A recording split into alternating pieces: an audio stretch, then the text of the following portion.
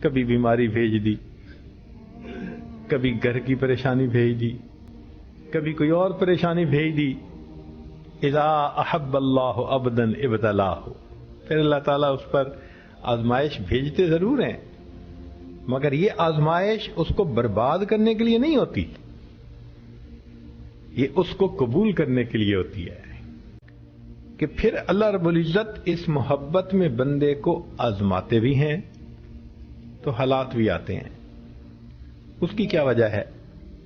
آپ بازار سے اگر ایک پیالہ خریدیں چند روپے کا یا تربوز خریدیں تو ہمارے ہاں اس کو ٹھونک کے دیکھتے ہیں کچا ہے یا پکا۔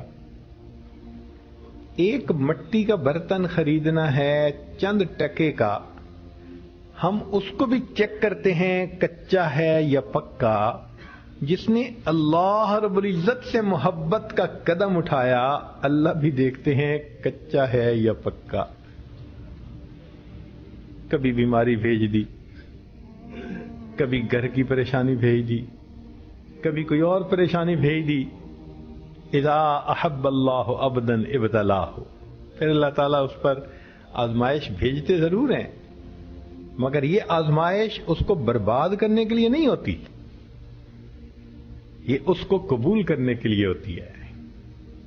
میرے گھر کے راستے میں کوئی کہکشاں نہیں ہے، میرے گھر کے راستے میں کوئی کہکشاں نہیں ہے، انہی پتھروں پہ چل کے اگر آ سکو تو آؤ۔ اگر دنیا کے محبوب کہتے ہیں کہ پتھروں پہ چل کے آؤ، تو پھر وہ تو پروردگار ہے سب کا، وہ بھی کہتے ہیں کہ آنا ہے تو پھر ذرا ثابت کرو کہ تم واقعی مجھے چاہتے ہو، ورنہ تو سب کے سب دودھ پینے والے مجنو بنے ہوئے ہوتے۔ کہتے ہیں کہ لیلا کسی مجنو کو دودھ بھیجا کرتی تھی اور لے جانے والا کسی اور بندے کو دے آتا تھا، تو وہ کچھ بھی بچا کے واپس نہیں بھیجتا تھا، تو لیلا کو شک پڑ گیا یہ اصل مجنو نہیں ہے، اگر ہوتا تو کچھ نہ کچھ مجھے بھی بچا کے بھیجتا، اور یہ تو سارا ہی جو ہے پی جاتا ہے۔ تو ایک دن اس نے نا اس جندے کو کہا کہ جاؤ اور مجنو کو کہو کہ آج اس نے دودھ پینے کو نہیں بھیجا بلکہ یہ چھوٹا سا برتن بھیجا ہے، کچھ خون نکال کے دو۔ تو جب اس نے خون کا مطالعہ کیا تو وہ کہنے لگا بھائی میں تو دودھ پینے والا مجنو ہوں، خون دینے والا کوئی اور ہے۔ تو پہچان ہو جاتی ہے کہ اصل کون ہے، نقل کون ہے۔ اللہ رب العزت اسی طرح پہچان فرماتے ہیں کہ یہ میرے دودھ پینے والے مجنو ہیں یا سارے کے سارے ان میں سے کوئی خون دینے والا مجنو بھی ہے۔ جب محبت ہو جاتی ہے تو پھر محبوب کے سوا کوئی دھیان نہیں رہتا۔ قیل لبعض المحبین، محبت کرنے والوں میں سے کسی نے پوچھا من اینا، بھئی کہاں سے ہو؟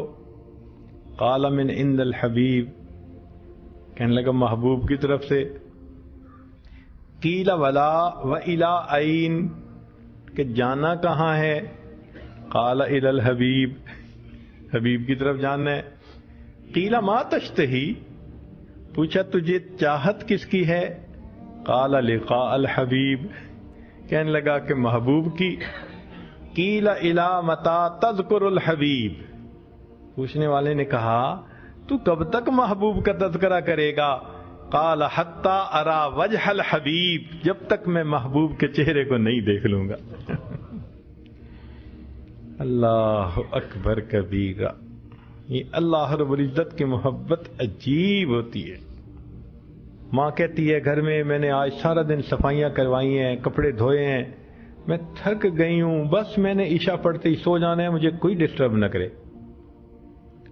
اور اگر عشاء کے بعد اچانک دوسرے شہر سے اس کا جوان بیٹا آ جائے گھر میں تو ماشاءاللہ اس کو کھانا کھلا رہی ہے، بیٹھی ہے، باتیں کر رہی ہے، امی اب آپ کے اوپر نیند کے آثار بھی نہیں، کہے گی بیٹی تیرے بھائی کی وجہ سے میری نیند ہی ختم ہو گئی۔ تو جیسے محبت کی وجہ سے ماں کی نیند ختم ہو جاتی ہے، وہ فریش ہو جاتی ہے، ایسے ہی اللہ والے جب مصلی پہ آتے ہیں تو ان کی نیندیں بھی ختم، وہ فریش ہو جایا کرتے۔